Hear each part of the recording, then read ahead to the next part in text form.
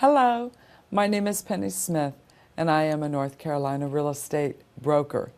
I'd like to talk to you today on what can I expect when renting an apartment. Well, you can expect not to have to do any maintenance.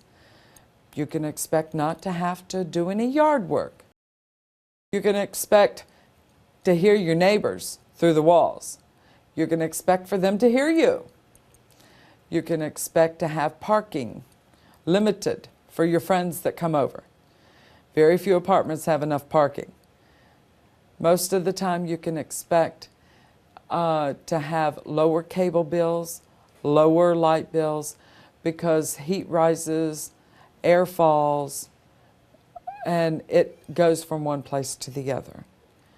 You can also expect to have your maintenance on the apartment fixed real fast, because they do fix things a lot quicker. They have a maintenance crew at apartments versus a house. These are things that you can expect when renting an apartment. Thank you, and I hope you have a good day.